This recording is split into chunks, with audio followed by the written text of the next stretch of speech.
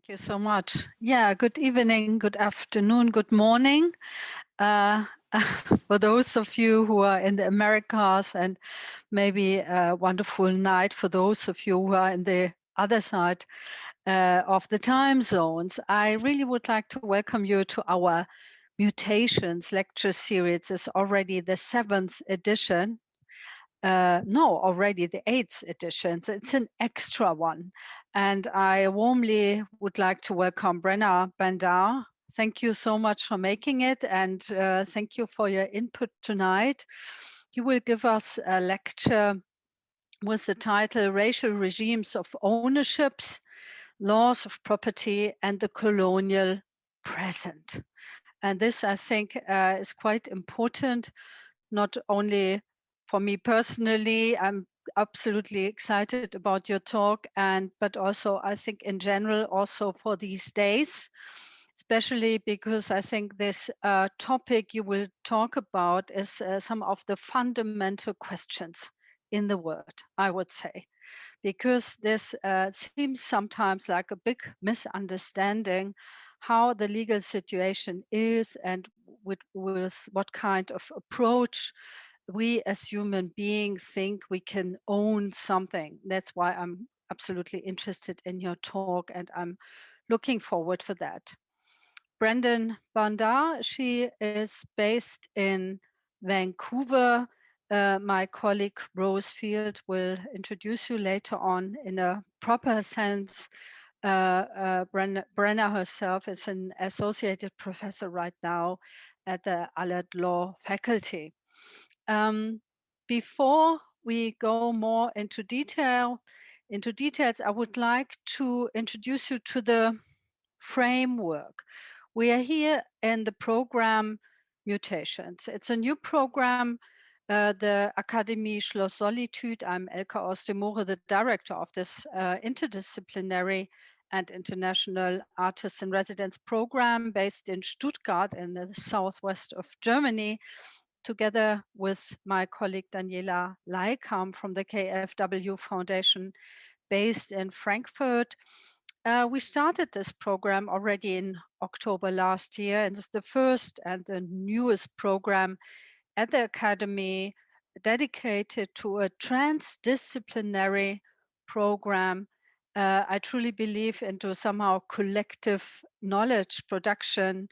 And these 7 fellows I would like to introduce you to were chosen out of hundreds of applications to form, to design, to create, to co-create this new knowledge platform or platform of collective knowledge production.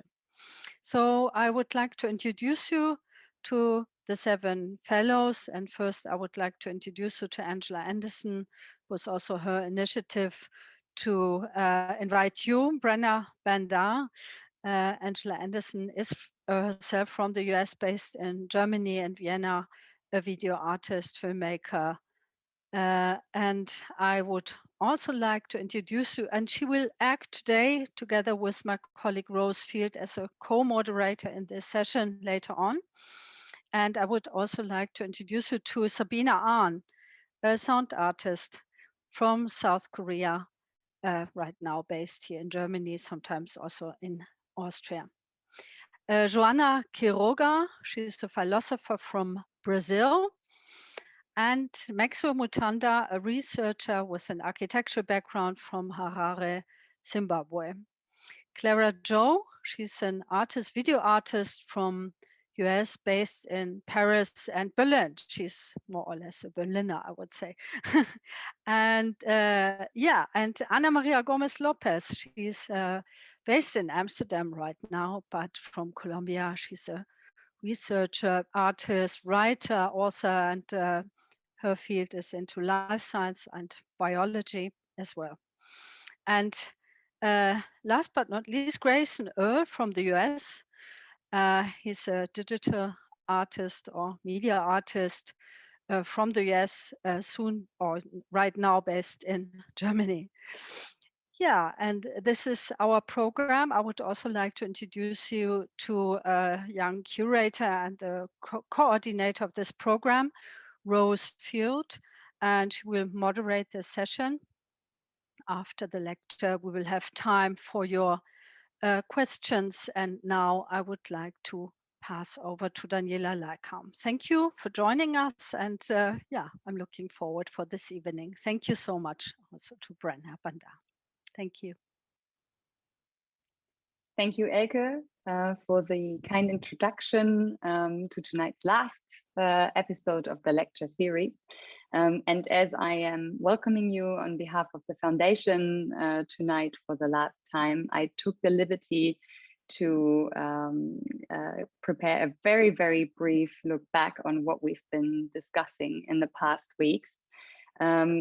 Yeah, I think roughly 10 weeks ago, we started with a lecture by composer Joanne Kuchera-Morin, composer and creator of the Allosphere, an immersive research tool. After that, Heather Davis talked to us about the queer futurity of plastic. As an anthropologist, Eben Kirksey then asked and discussed the question of gene editing, who runs the future of gene editing?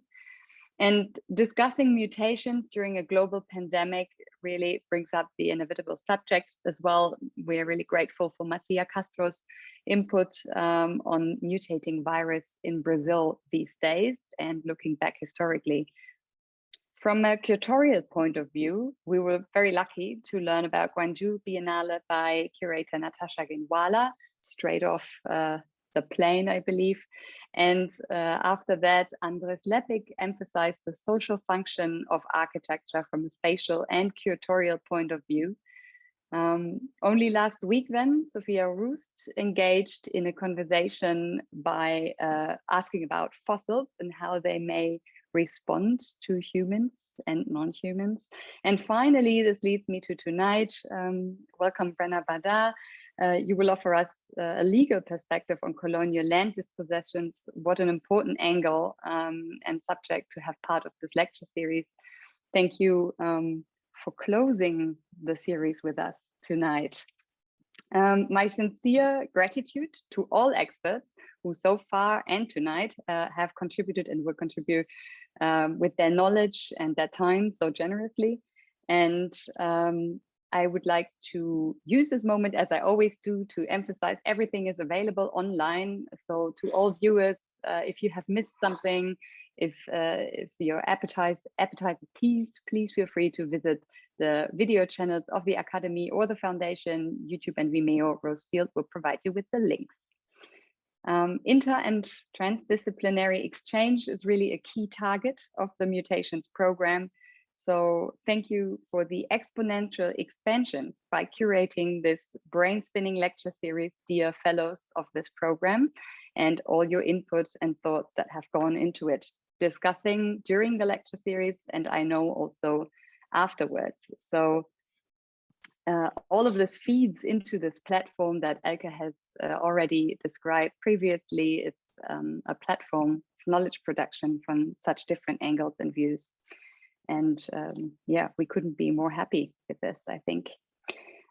We are also delighted to note that a lot of the viewers repeatedly join us for these lectures. So we're glad to see you keep coming back. Some of you also experts who have been contributing to the lecture. So thank you for your trust in front of your screens, wherever you may be. And let me encourage you to maintain your interest in the Mutations program as more platforms will follow. So stay tuned for any occasion to engage with the program and the fellows who shape it. If you would like to be up to date on the latest events, make sure to email Rose Field, your email address. She will put you on the list of the Mutations small movement, maybe. Thank you, Rose, for your ongoing support in everything you do. I'm very glad that you will finish this lecture series with your moderation tonight. So I leave the floor to you, just leaving you as well all here with the last thank you to Elke aus dem Moore for your thorough guiding of the program at the Akademie Schloss Solitude, and of course the entire team in Stuttgart who is making all this possible. And with this, I stop and leave the floor to those who deserve it for tonight. Thank you. Thank you very much, Daniela. And thank you as well, Elka, for your kind words. It is my great pleasure tonight to introduce our speaker, Brenna Bhandar. Brenna Bhandar is an associate professor at the Allard Law Faculty, University of British Columbia in Vancouver. Prior to her current position, she was reader in law at SOAS, University of London. Brenna Bhandar earned her BA in South Asian Studies and History from the University of Toronto, her LLB at the University of British Columbia, and was called to the Bar of British Columbia after clerking at the BC Court of Appeal and articling with R.V. Finlay. The recipient of numerous graduate scholarships, she completed her PhD at Birkbeck School of Law, the University of London. She's the author of Colonial Lives of Property, Law, Land, and Racial Regimes of Ownership, which was published with Duke University Press in 2018. And more recently, she co-edited a book of interviews with leading anti-racist feminists entitled Revolutionary Feminisms, Conversations on Collective Action and Radical Thought, which was published by Verso Books in 2020. She's published widely in the areas of critical legal theory, property studies, and critical racial feminism. Tonight, Brenna Bhandar will speak under the title Racial Regimes of Ownership, Laws of Property and the Colonial Present. She asked the questions, how do modern concepts of ownership emerge in conjunction with racial subjectivities? How do histories of Indigenous land dispossession and the figure of the possessive individual haunt are present?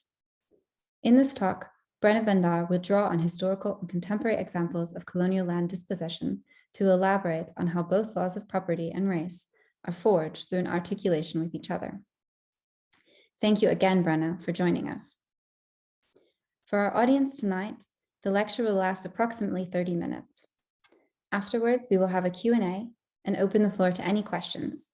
To ask a question, please either use the Q&A function of Zoom or raise your virtual hand and you will be called upon to speak. Without further ado, I would like to give the floor to Brenna Bhandar. Thank you. Great. Thank you very much, Rose, for that introduction, and thank you very much to the Akademie Schloss for the invitation and for Angela to initiating this. It's really lovely to participate in what sounds like an amazing lecture series. And I have started to look at some of the other talks on the YouTube channel. Before I continue, I'd like to acknowledge the place from where I'm speaking, and I want to acknowledge that I am speaking from the unceded lands of the Musqueam, the Squamish, and the Tsleil-Waututh First Nations, whose historic relationships to this land continue on into the present day.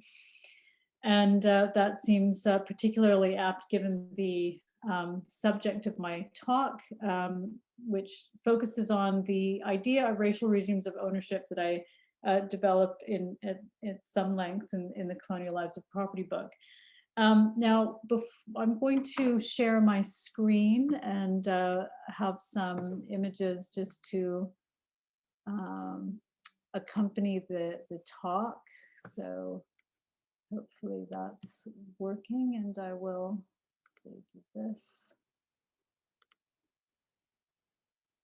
That should work. Great. Okay. All right. So I'll just begin with this.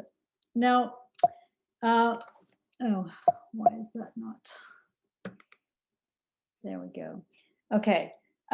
In Colonial Lives of Property, I explore how contemporary property relations and racial subjectivities emerge in relation and through one another, forming what I call racial regimes of ownership. The main argument is that modern property laws and the rationales for the appropriation of Indigenous land in colonial settings, from Ireland in the 17th century to Palestine in the 20th century, emerge in conjunction with racial logics. We cannot really grasp modern laws of property without attending to the ways They have been formed through colonial encounters, and more specifically in conjunction with racial ideologies that rendered some people capable of appropriating and owning land, and others in need of civilizational uplift and improvement. So I begin with this quotation from Edward Said in Culture and Imperialism, where he writes, to think about distant places, to colonize them, to populate or depopulate them, all of this occurs on, about, or because of land. The actual geographical possession of land is what empire in the final analysis is all about. At the moment when a coincidence occurs between real control and power, the idea of what a place was, could be, might become, and an actual place, at that moment the struggle for empire is launched. This coincidence is the logic, both for Westerners taking possession of land and during decolonization for resisting natives claiming it. And Edward Said's words seem particularly poignant at this moment, well, as we witness what's happening in East Jerusalem. Now, having this quite iconic image of Gainsborough to begin the talk with, we can think about how the emergence of a modern racial regime of ownership in settler colonies, and indeed those places where slavery was a core part of economic development, is marked by the articulation of a commodity form of real property in conjunction with what Cedric Robinson terms a globalized economy of difference. So in this first part of the talk, I really want to home in on the theoretical the framework that I developed that is really drawing on the work of both Stuart Hall and Cedric Robinson. As Cedric Robinson argued, the racialism that had so thoroughly infused social relations in feudal Europe was globalized with the advent of modern colonialism and the transatlantic slave trade. Both the slave trade and the appropriation of indigenous lands produced and relied upon economic and juridical forms to which property law and a racial concept of the human were central tenets. Scientific techniques of measurement and quantification, economic visions of land and life, rooted in logics of abstraction, culturally inscribed notions of white European superiority, and philosophical concepts of the proper person who possessed the capacity to appropriate both on the level of interiority and in the external world, worked in conjunction to produce property laws, to produce laws of property and racial subjects. So colonialism took root on the grounds of a juridical formation that equated English common laws of property with civilized life. And this was premised upon the belief in the inherent superiority of people whose cultural and economic practices resembled those of a burgeoning agrarian capitalism.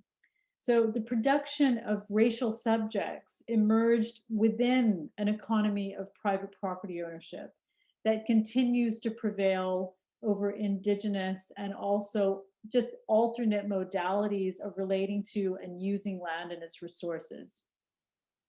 So the effects, and when we think about what it means to talk about the colonial present, the effects of this juridical formation are not just confined to First Nations communities. Now, this articulation of modern laws of property with racial subjectivity has a genesis that cannot be reduced down to any single system or structure.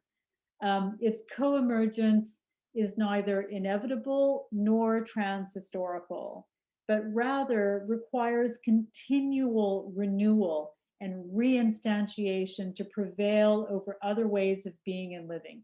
And this is what I think Patrick Wolf means when he says settler colonialism is a process, not an event, right? It's something that is continually having to be renewed.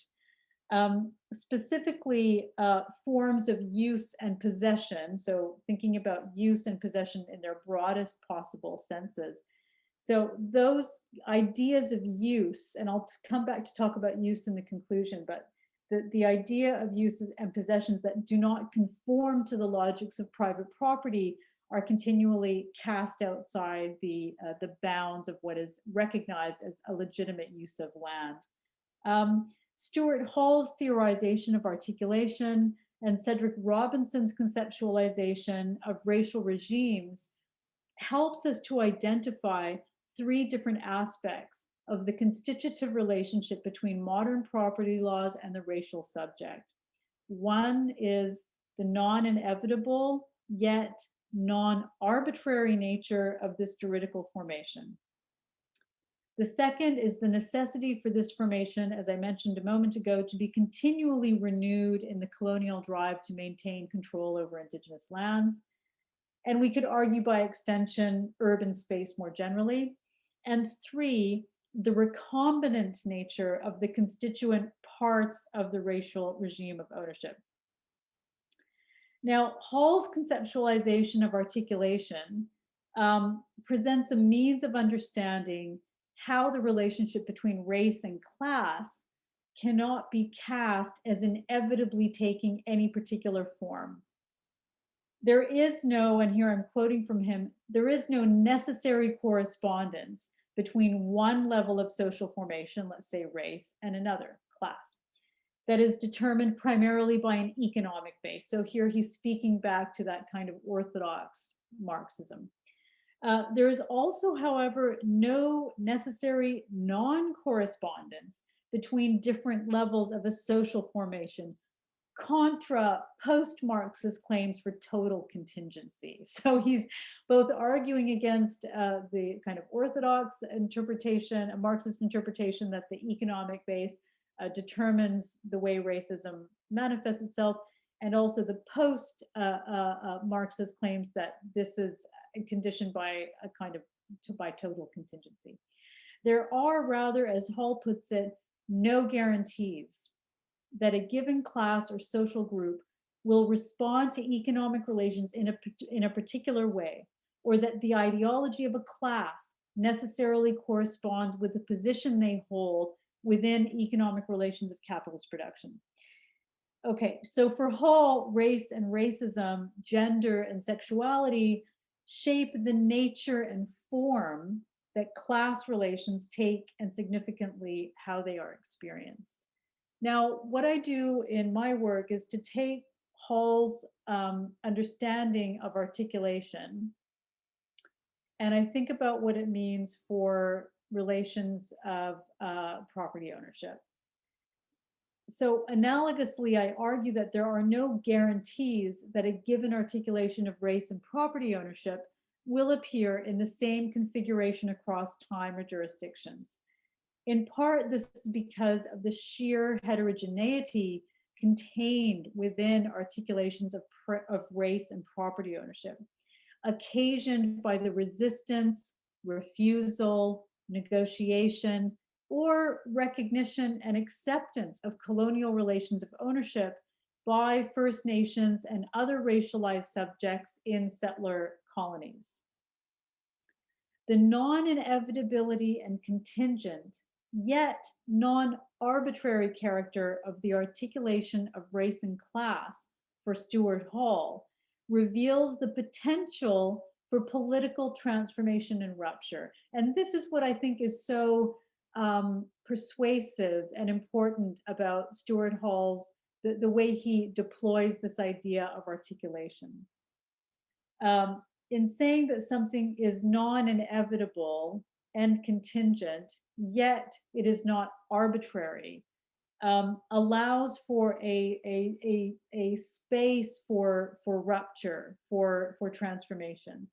And this emphasis on the possibilities of transformation is shared by Cedric Robinson, whose concept of the racial regime incorporates a recognition of how radical traditions of resistance exist in relationship to the production of race and racism. So despite their many differences, between the work of Stuart Hall and Cedric Robinson, there is a contact point, I think, in their explorations of the potentiality for transformation and change that exist in what appear to be rather closed systems. So in what appears to be a closed system, a closed and absolute relation of domination, which is often how racism is understood, or it's often how colonialism, the history of colonialism is understood. Their concepts of racial regimes offer a different framework of analysis. So Robinson argues that racial regimes are, quote, unstable truth systems, writing against the tendency of American race studies to obscure the chaos and the contingency that characterize historical research. He critiques the inevitable, and here I'm quoting, Unitarianism, where all the relations of power collaborate in and cohabit a particular discursive or disciplinary regime, end quote. So Robinson seeks to open a space for thinking the coincidences of different relations of power that might collide, interfere with, or even generate resistance. One must thus be attuned to the contingencies, the unintentional, the intentional and unintended, the fractured and fragmented means by which relations of power and cultural forms coalesce in racial regimes. So all of this is to say that I think sometimes in this moment, there's a tendency to treat forms of dispossession, forms of racism, as though they are transhistorical and universal. And the frameworks of analysis that Stuart Hall and Cedric Robinson are pushing us to think with actually they move against that tendency, and for that reason I think they are very important. Okay, now I'm going to switch tact and talk about a particular example of how we see a racial regime of ownership emerge, and I'm going to take the example of title by registration. So this is a system that some people may be familiar with if they are familiar with the basics, the fundaments of fee simple property ownership in different places. It's a system that whereby, to put it, to sum it up, is a system whereby your ownership right is, of course, indicated by your title to the particular piece of property you own, and then that is registered in a state-run bureaucracy. So that's the idea of title by registration. Now, in the domain of property, the forgeries of memory and meaning that seek to cover up multiple and complex relations to land, to obscure forms of use that do not conform to agrarian capitalist ideologies of cultivation, find their expression in a range of legal techniques. One such technique is land titling, and specifically the institution of land title by registration. So I explore this at some length in the book. The imposition of systems of title by registration first occurred on a widespread basis in the colonies of South Australia, British Columbia, where I'm located now, and elsewhere during the mid-19th century, before being instituted on a national level in the UK some 60 to 70 years later. So this is an important point to also just mark that the system of title by registration within English common law systems is understood as having originated in England with Robert Richard Torrens, who, it's called the Torrens system of registration. But in fact, he, as we can see from this quotation, is first able to implement it on a statewide level in the colony of South Australia in 1858, decades before British land reformers are able to impose it on a nationwide level in Britain. And that's because, there's a whole history of why feudal aristocratic landowners did not want this system of title by registration imposed in England because the whole point is to make land more easily exchangeable and fungible. So it's a commodity logic of property that renders land as an equivalent to any other form of property. And it's this commodity logic of property that provides the rationale for the creation of land title registries in the colonies. So it's significant that during the early to mid 19th century, registries which function as a bureaucratic archive of legally recognized ownership interests exploded across many different domains, actually from slave registries to life insurance policies to land. Now, the colony was conceived of by English land law reformers as quite conveniently free of a population with recognizable pre-existing ownership of the land. The transformation in prevailing conceptualizations of property and the drive to render land as fungible or exchangeable as possible, the desire to commoditize land that had been pursued in earnest since the 17th century, could be realized in South Australia so much more easily than in England, which was treated as a terra nullius. The fact that the Torrens system of land registration was first imposed in the colony of South Australia was no accident. The racial abstraction embodied in the figure of the savage or the native, encoded in the doctrine of terra nullius, reflects a dual vision of property and race that colonists carried with them to South Australia. So the counterpart to the alchemical nature of conjuring fictitious value in land as a commodity was the burgeoning pseudo-scientific classifications of race and racial difference. Property laws effectively materialize a jurisprudential illusion of an empty, uninhabited land, like the commodity form itself. And we can think about Marx's writings on the fictitious nature of the commodity. Now, the commodity logic of abstraction emerges in conjunction with the abstractions inherent in racial science, albeit in uneven ways. Racial science marked a departure from earlier conceptualizations of racial difference that were based on visible differences and similarities. And we see a shift to a concept of race based on putatively scientific, in quotation marks, methods of measurement and quantification. At the same time, however, it is apparent that, like property logics themselves, modern concepts of race and racial difference did not develop in a linear fashion. For example, early modern anatomists sought explanations for Black racial difference through the analysis of tissues, organs, and blood that they extracted from Black bodies in the first part of the 18th century, long before the emergence of a fully biologized concept of race. The emphasis on blood as being the carrier and determinant of racial difference in the 18th century persists alongside the development of craniometry and phrenology. With respect to Australia specifically, the shift to scientific racism in the 19th century and the attendant assertion that Indigenous people were biologically inferior to white people provided a resolution to the failed attempts to civilize Indigenous peoples through the imposition of practices of cultivation and settlement.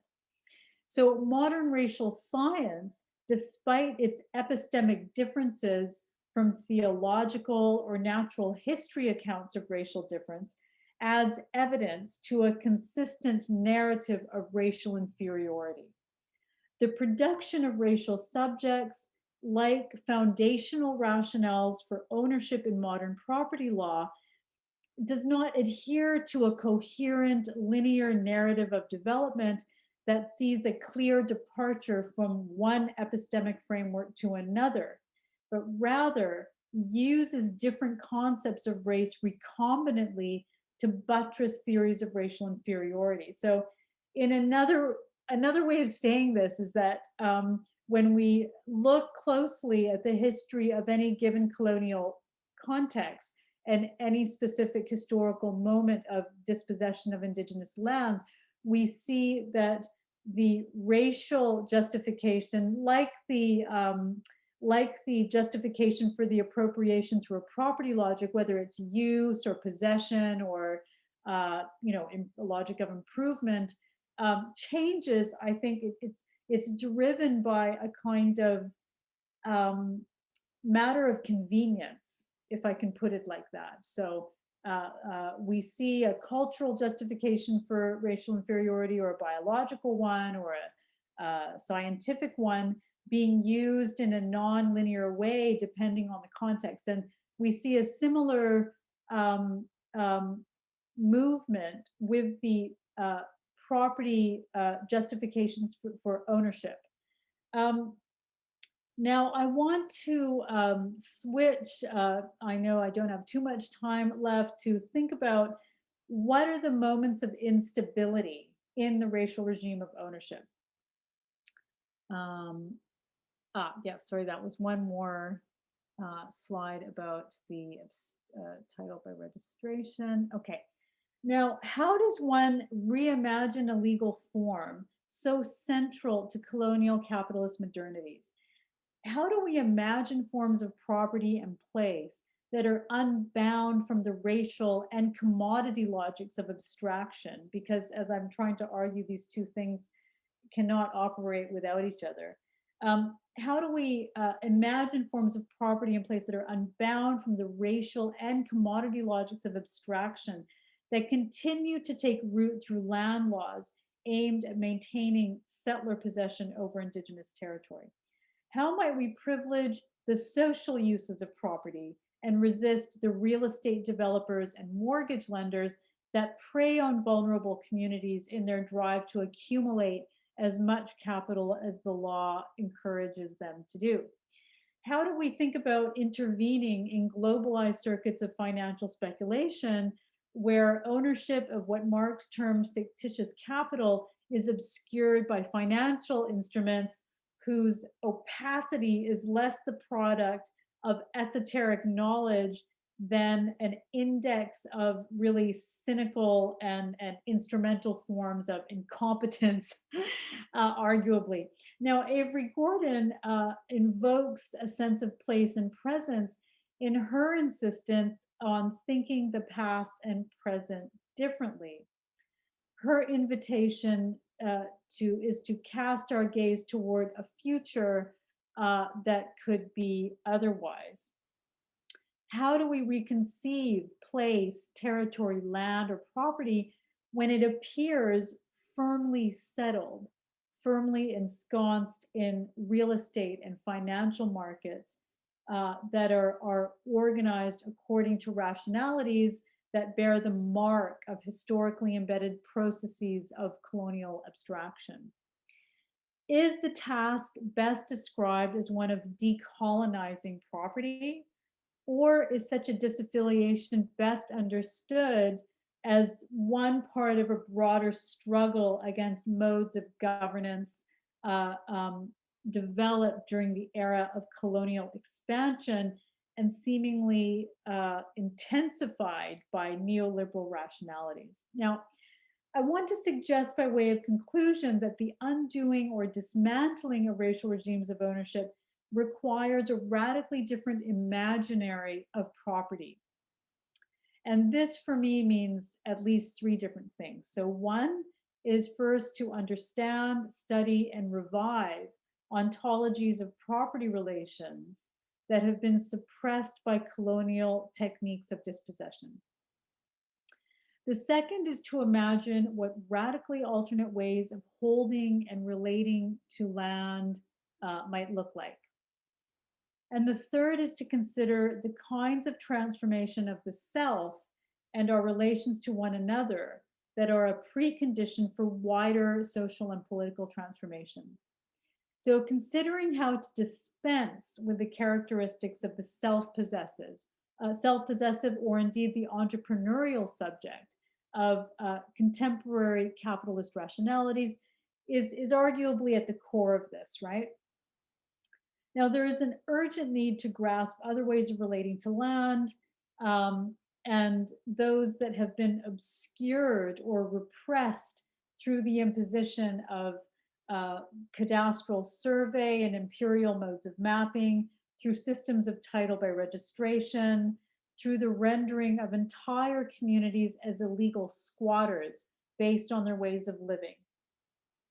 Indigenous scholars and activists have explained how Indigenous ontologies incorporate an embodied and conceptual relationship to the land, animals, and plants that reflect ways of being that are often alien to commoditized visions of land. Leanne Simpson, for instance, has written cogently about the relationship between the need for a radical political imaginary that would recenter and revive the forms of knowledge and everyday practices of the Anishinaabe First Nation, of which she is a member. She begins her article, Land as Pedagogy, with an Anishinaabe origin story of making maple syrup.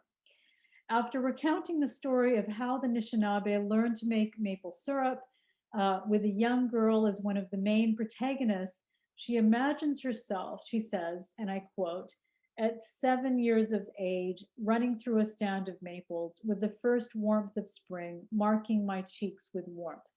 I imagine everything good in the world. My heart, my mind, and my spirit are open and engaged, and I feel as if I could accomplish anything. I imagine myself grasping at feelings I haven't felt before, that maybe life is so good that it is too short, that there really isn't enough time to love everything, end quote. Now, Leanne Simpson continues in this article to tell the reader that this imagining is just that. It's actually a made up memory, because her reality growing up as a child in a colonial society was so radically different.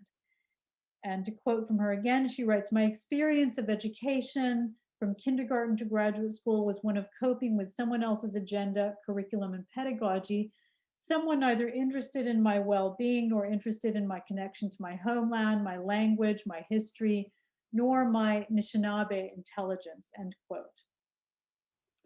We see in this quotation on the slide, she writes, coming to know is the pursuit of whole body intelligence practiced in the context of freedom. And when realized collectively, it generates generations of loving, creative, innovative, self-determining, interdependent, and self-regulating community-minded individuals. So it's this kind of imagining that forms a radical politics that seeks to transform the world. And this requires nothing less than a deep rupture with settler colonial ways of seeing and thinking. She presents her readers with a concept of knowledge formation that has as its precondition a very specific concept of freedom, right? It's one rooted in embodied and community-supported practices that operate in multiple registers of understanding. So freedom is the context in which knowledge production takes place. It's not an ideal to be striven for or a goal to be reached through individualistic sort of disciplinary modes of thought. Now, another way of posing this question, just to conclude with this, could privileging the social uses of property over the rights of owners effectively redistribute the security and social power usually attached to ownership? And we see this, this articulation of putting the social use of property over the traditional rights of an owner very much at the core of housing movements in Berlin, in all over Spain in the post-2008, struggle for social housing, for socially just housing. We see it amongst housing activists in London, Vancouver, and elsewhere. If the right to housing and shelter were rendered paramount rather than placed in opposition to the rights of the private owner, how would this alter the value of private property ownership and the ideology of possessive individualism? Could using things in a way that is disaffiliated from the typical hallmarks of individual possession, exclusivity, the right to rent, the right to sell, etc., alienate property ownership from its current form so much so that it becomes unrecognizable as a property right? Is this estrangement of the legal form of property from itself one way of conceiving of a metamorphosis of ownership as we know it into something else altogether?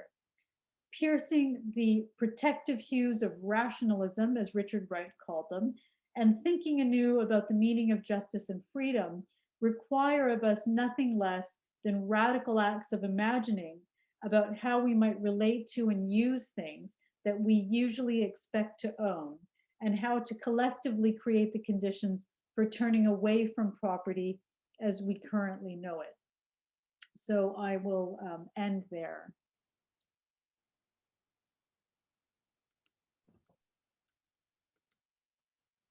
Thank you very, very much, Brenna. That was a wonderful input and talk, and I really appreciate it. I think we all do. Please, if you have any questions, you can write them in the Q&A box on your Zoom screen, or you can raise your hand digitally and I will call on you. Maybe I can start us off. And one thing I was kind of thinking towards the end of your lecture, Brenna, was, has there actually been any attempts by the government of, for example, Australia or in Canada to actually rectify these injustices that happened? Oh yes, there's a huge body of law in both Canada and Australia that has developed over a very long period of time, because of course First Nations have been, I can speak a bit more about the Canadian context, have been fighting the dispossession from the moment it began. And so one of the avenues of resistance has been through the courts. And in Canada, unlike Australia, actually, we have in our constitution a section 35 of the Canadian Constitution, which came into being so this was brought in from 1982 onwards, actually recognizes existing Aboriginal rights and treaty rights. So that section, there's a whole jurisprudence that's developed around section 35 of the Constitution. Now, what I would say about that, just to make a more general comment, is that even where the Supreme Court of Canada has acknowledged Aboriginal title, so that means that Aboriginal people had ownership of the land before the arrival of European settlers, even where they've recognized that, they still assert that the Crown, or that the Canadian government, has underlying title to the land. So that fiction of Crown sovereignty has never been disrupted. So that's one thing that I think is absolutely crucial to take note of, that even in the moment of recognition, there is a capture that says you have title, but it's parasitic on Crown title. We really own the land, fundamentally. The second thing to note is that the way Aboriginal title has been defined by the courts has, until very recently, been restricted to kind of cultural, more of a cultural concept of ownership.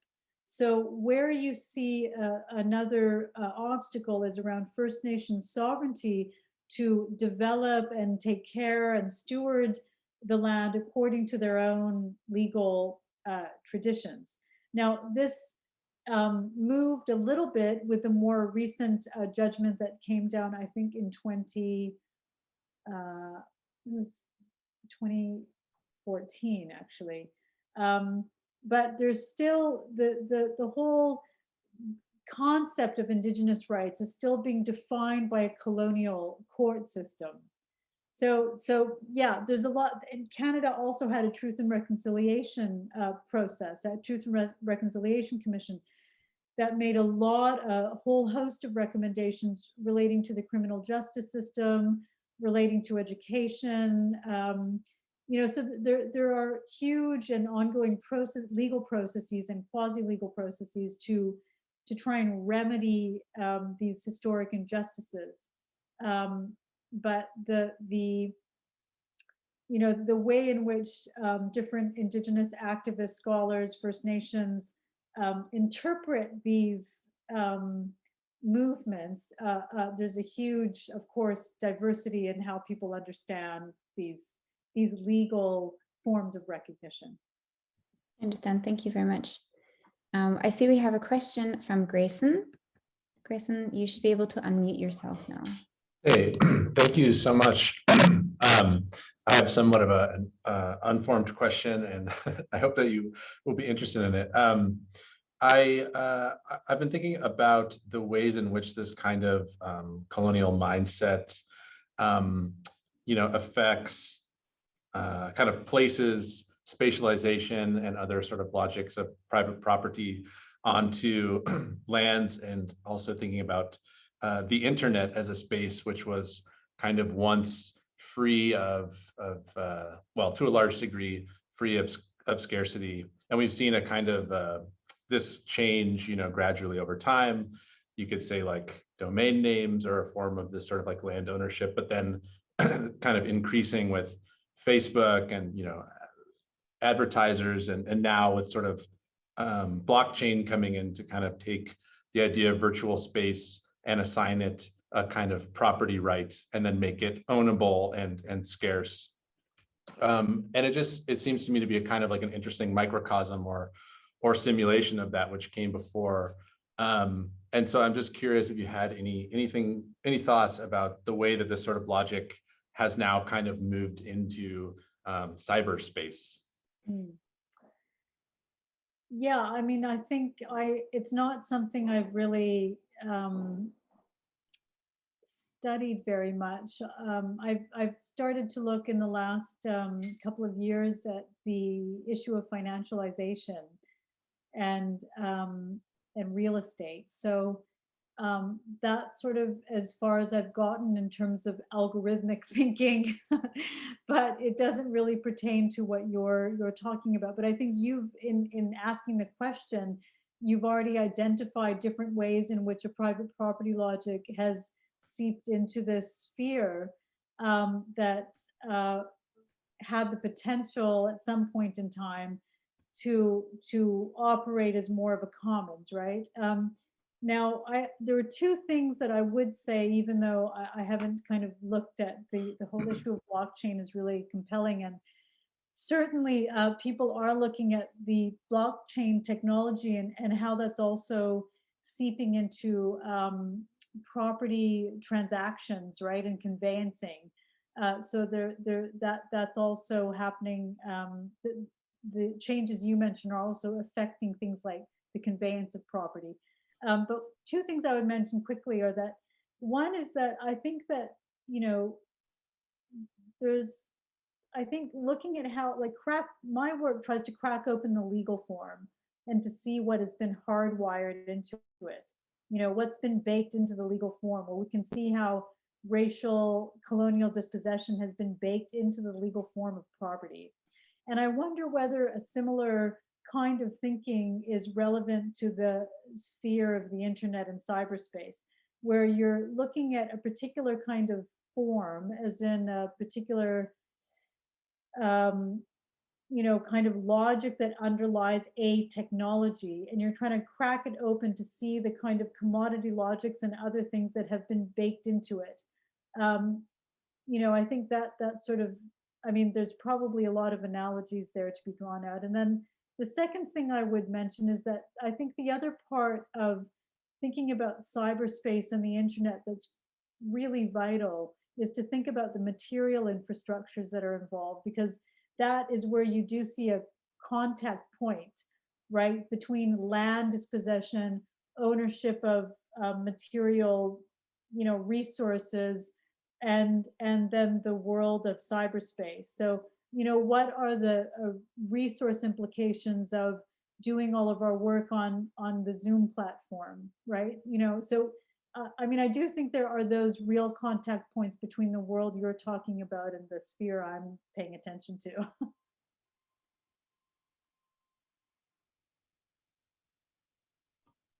Thank you very much. Maxwell, you also have a question? Thank you, Rose. Thank you, Brenna. That was truly wonderful. I think when I raised my hand, the question initially was on this idea of the assimilation and re-representation of Indigenous systems, which I think you covered in response to Rose's question about how the Crown maintains ownership. But I'd be interested to know more on your current work on financialization.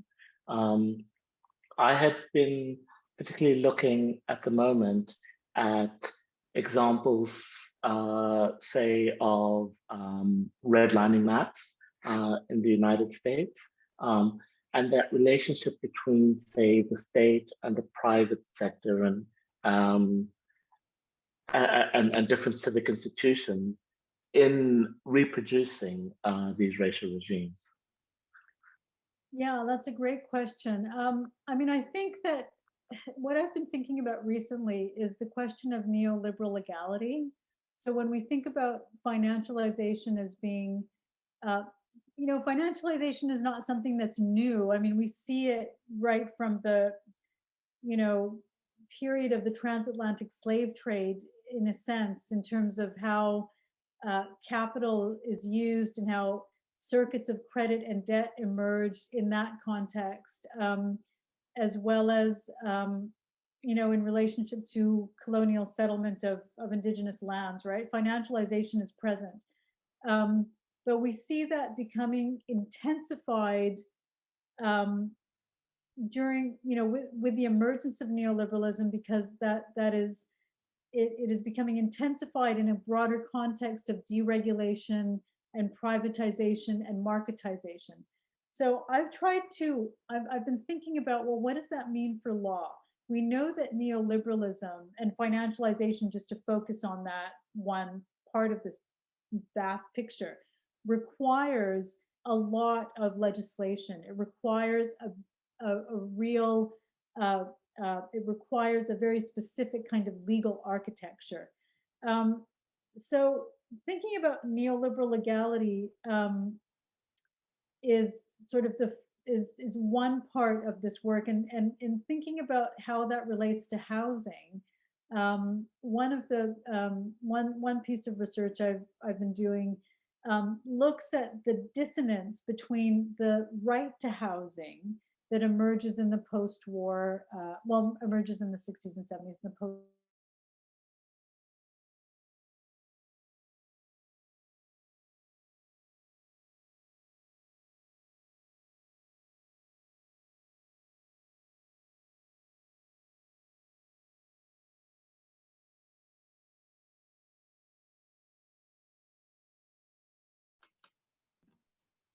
Hi, everybody. I think we're having Brenna. I'm so sorry to interrupt you, Brenna. You were frozen for about a minute there. Oh no. Yeah. I apologize. No, I think this must be my internet connection. So, what we see is in terms of the legal architecture, the kinds of things you would want to assert a right to housing is based on a liberal legal paradigm, and also a liberal capitalism, if we can call it that, or liberal democratic capitalism, that doesn't meet the realities of what housing looks like under neoliberalism, and it doesn't meet the legal architecture that has evolved with the emergence of highly financialized housing sector. So we know that residential real estate is a huge part of financialized capital, right? It's, that all of the work that was done around fire, the insurance, real estate, etc. So I think that what we see as a result of this dissonance is, are more widespread struggles around the right to the city, right to housing that actually is addressing itself to issues of financialization and neoliberalism, what the neoliberalism has done to urban spaces. And so I think then adding the issue of race, what I've come up with so far is that financialization and neoliberal legality in more general way does two things when it comes to race. As per your work on redlining, you'll see that it is parasitic on well-entrenched older forms of racism. But I also think what neoliberalism does is to multiply the sites where racialized and vulnerable communities have to kind of struggle for survival and their existence. Because neoliberalism, in terms of housing, it kind of saturates the domestic sphere in different ways, right? Like it's, Yeah. And I look at this in a paper I'm just trying to finish now, but I use the Grenfell Tower fire as an example. Like when you look at the public inquiry on Grenfell, and you look at the way the bereaved survivors and residents are being questioned in the course of this inquiry, and what they're fighting, what they're struggling before the fire even happens, for some accountability. It's like the interfaces that they have to deal with are totally different, I think, than it would have been in the 70s or 80s when you had one authority that you had to contend with, where ownership was more direct. Before it gets completely disaggregated through 30 different corporate actors. And the privatization of the state. Yeah. And so I think that, but I do think that thinking about neoliberalism, law, anyways, and race is really complicated. It's like lawyers are always trying to catch up. Like we're always a few decades behind everyone else. Some people are saying neoliberalism is now over, and lawyers are now really trying to grapple with neoliberal legality. So I think that, but that's what I've come up with so far. That the relationship is dual when it comes to neoliberalism or financialization. Let's just take that specifically, and race and housing, is that there are multiple things going on, which for me kind of fortifies this idea of the way things operate recombinantly. Because like with redlining, it just is relying on this long history of exclusion of Black and Latino mainly, communities from home ownership. And that's the way in which this predatory form of lending, it takes off before the crash, right? At the same time, it's grasping onto other kinds of rationality. So yeah, anyway. No, thank you so much. Your question. That was wonderful. Thank you. Thank you. We have a question also from Anna Hofner. Anna, you should be able to speak now. Yes, do you hear me? Yes. Yeah. Wonderful. Thank you so much for the wonderful lecture. I wanted to ask you to elaborate more about your concept or your distinction between use and property, because I think on one hand, capitalism has, in a certain sense, already gotten rid of property when we think of sharing economy and how we're constantly asked to put our apartment on Airbnb, our car on car sharing, how actually market economy functions perfectly without private possession. And this is considered as an emancipatory move. And on the other hand, how certain forms of reappropriation, where property is still there, but where simply relations of property are changed, are still valid. And I'm thinking of how Stuart Hall, which you quoted in the beginning, was like the figure in imagining forms of reappropriation through representation in the cultural sector. And maybe connected to that, how we can think of the object in the end. The object is being really something that differs from property, or maybe that can tell us more about this these other forms of relationality that you mentioned in the end, between relating to the land or relating to, forming a different subjectivity. Yeah, that's a really rich question. I mean, I think, if we just think about use, so you have the idea of use stretching back to Locke as a justification for private property ownership, right? That if you are improving the land, which meant cultivating it according to not subsistence farming, but cultivating land for a marketized exchange economy, that is the kind of use that justified ownership. And that is implemented in colonial legislation in Canada, in the US, and elsewhere, where when settlers wanted to preempt land, that it's all Indigenous land, but the Crown comes along and says, all of this land is open for preemption by white settlers. They're able to gain title to the land, like private ownership, by showing over, let's say, a 3-year period that they're making use of it, they're improving it, they're cultivating it. And if they can't show the evidence of that, then they don't have the right to become the owner of that plot of land. So this is based in a real Lockean justification for use. And what the imposition of that did was to cover and obliterate land rights that are based on a different kind of use, right? So using land for subsistence purposes, or using land in a way that isn't seen within a capitalist mentality as being productive, right?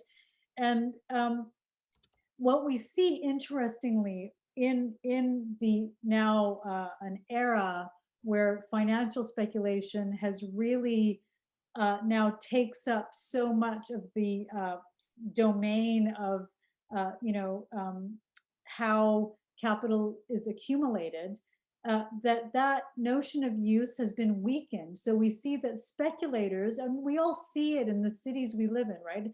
Speculators can come in and decant or evict people, let's say from living in a certain area, and keep that land vacant, and maybe they don't redevelop it for 5 years or 10 years, right? So it's an interesting sort of point of contradiction to this long history of how a certain kind of use and improvement justifies ownership. So in the realm of financial speculation, we see this contradictory movement. Now, I think in terms of reappropriating or indeed coming up with concepts of use to counter this, that's where we see housing activists using the language of the social use of the property should be paramount, right? So, that also has a history in property law. We can think about something like a community land trust. That's a very old, well-established device whereby the uses that a community wants to put towards a specific plot of land or a piece of real estate or whatever is the driving objective of the community of holding property in a trust, where you don't just have one owner, but you have a whole community who are the beneficial owners of land. So I'm not sure if that answers the question exactly, but that's what I was trying to get at in thinking about these different ideas of use.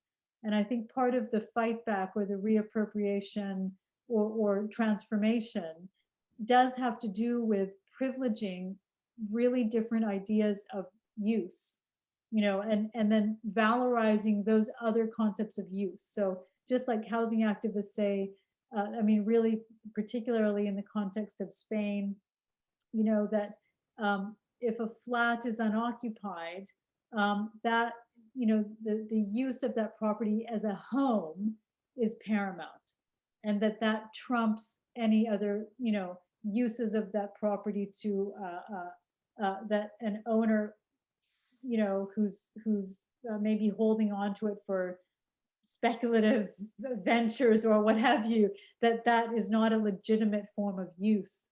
So yeah. Thank you. We have a question from Elka Osimore.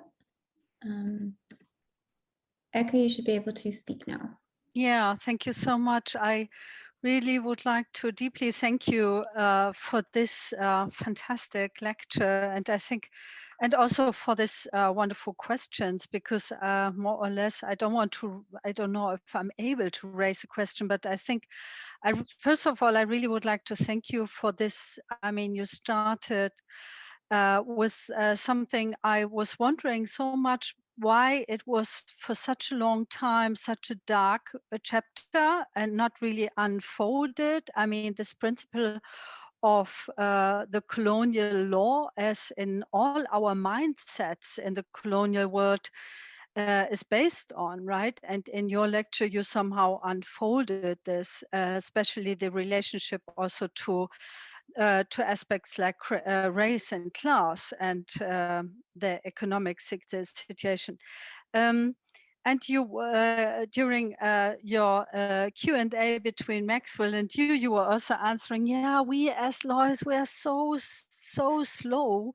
And I wonder, what is the next step, right? I mean, on one hand, you answered in your question to Anna especially, but also, I really would like to thank you for this quote by Leanne Simpson, because I think we have to talk about political imaginaries on the one hand, radical imaginaries, as you said, and I'm really happy that you also made this link to the Berlin situation, to the Spanish situation, and especially how things are changing, not only in the approach, but also maybe on the legal way, But what would be the next radical step? Or because, as me as a cultural worker or someone who is so privileged to initiate discussions like this, I feel like, okay, but there should be somehow, I don't know exactly what, but maybe some action, and I wonder what is like the near future vision. Yeah, it's a big question, I know, but I thought I should raise this topic. Yeah, I mean, I think the when it comes down to the concrete legal remedies or changes one would seek, then the conversation becomes, unlike thinking about different political imaginaries, becomes quite technical and almost mundane, but equally as important in a way, right? So there's different levels on which this is working. I think the housing activists in Berlin are really doing such an amazing job of fighting for rent control, of fighting for the expropriation of properties that are owned by mass corporations. That is really those kinds of struggles are what I have in mind when we see the pushback against the neoliberal incursion into housing is taking place on that kind of level. And that means for legal changes, things like rent control or things like tax laws. I mean, the corporations that are completely saturating the residential housing sectors in cities all over the world are able to do that because our governments pass really favorable tax legislation for them to do so. So it's like talking about things like tax reform. I mean, that's not an exciting topic, but I think actually that lies at the heart of a lot of this in terms of urban housing situation. And then the third level, which is a bit more scholarly, a bit more kind of academic, in which this conversation is happening, does have to do with mining the resources within the realm of property, because property law is such a huge field, and looking at some of the emancipatory kind of histories that are kind of buried within it. I mean, just like in other fields, people have to do an excavation to bring up the minority report from, their different fields. It's similar to that within the realm of property. So I think some of the earlier work that was done, led by lawyers and activists in some Italian cities, for instance, in some Latin American cities, where older traditions of communal property or commons are being used to re-municipalize resources like water. That's another place where we see this kind of work happening. So I do think there are really concrete ways of, keeping this sort of movement going. Yeah. Thank you very much. I think our last question for this evening will come from Angela Anderson.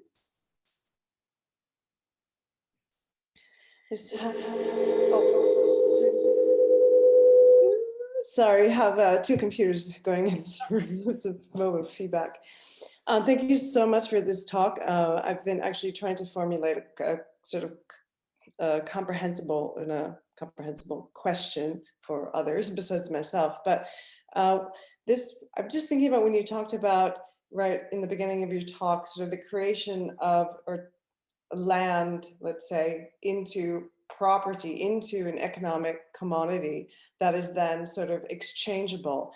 And thinking about in terms of colonialism and the fact that, that evacuated all other levels of like conception of land, relation to land. So I think also, thinking about not only a use, like the use value, like the farming or like the building of a house or something like this, but how can we change our legal systems in order to sort of incorporate, like even health and well-being and sort of love, so this is not really a question, but it's like what I'm thinking about, because I think at this moment in time, that's also, I don't really know what's going to happen to human beings if that doesn't come back into the equation.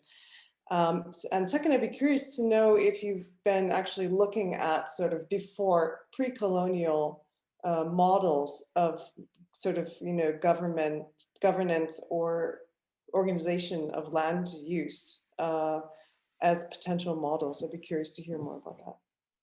Well, that's a really good question, and I think you're muted. Oh no. Okay, can you hear me? Yeah. Okay. So, this. I'm glad you asked that question, because I think it allows me a chance to emphasize something about Leanne's work that I quoted, and also the work of several of my other colleagues now at the University of British Columbia, which is that, and as Audra Simpson's written in her wonderful book, Mohawk Interruptus, that, despite the genocidal attempts of colonial states, they have not succeeded. And so when Leanne Simpson is talking about Anishinaabe intelligence, this is something that she cultivates, and that has continued on, through a very long period of time. So that these alternate indigenous epistemologies and ways of relating to land are around, in terms of where I'm located right now, are all around me. And part of learning how to see differently is actually relearning how to see the landscape around me and how to see, the place where I live. And it's also about recognizing how those different forms of relating to land are have always continued in First Nations communities. So I think, this question also about, where do we go from here, or how do we uncover things, is really about changing the way we see the world we live in, and also listening very differently, which I know sound really basic, but are actually really hard when you have been, formed through a colonial system of knowledge production, right? So that does actually, it is not as if, we're starting from a place where this hasn't, it's not around us already, it is. And I think, you know, you then have a whole spectrum of response. On the one hand, you know, in Canada, in Victoria, for instance, there's an Indigenous law program where students are learning Indigenous law. And the idea is then that those concepts eventually filter into the legal system, that they find some mode of representation in the legal system. And then you also, on the other end of the spectrum, perhaps, or relatedly, have struggles for First Nations sovereignty, where, you know, different ways of safeguard, and you, I'm sure, know from your work in North Dakota, right? I mean, that's what it's all about. So yeah, so I think that part, this is in a way what kind of decolonizing means, and what decolonizing the law means. Thank you so much, Brenna. Thank you for your wonderful lecture and your wonderful talk today. And I think you've given us an amazing amount of input to take with us as we continue. I would like to thank Elke Alsimora from the Akademie Schloss Solitude and Daniela Laika from the KfW Stiftung for putting this program together for us. And of course, it would be remiss if I did not thank all of the fellows from the Mutations program who curated this wonderful lecture series, the culmination of which today was Brenna Bhandar. Brenna, again, thank you so much for joining us today. Your lecture will be online later in the week, so if you have any friends who've missed it, just wait a couple of days and then you can send them the link. Thank you again, Brenna, and I wish everybody a good evening, good morning, good afternoon, whichever time zone you may be. Thank you very much, and thanks again for the great questions. It's been really stimulating for me. So thanks again.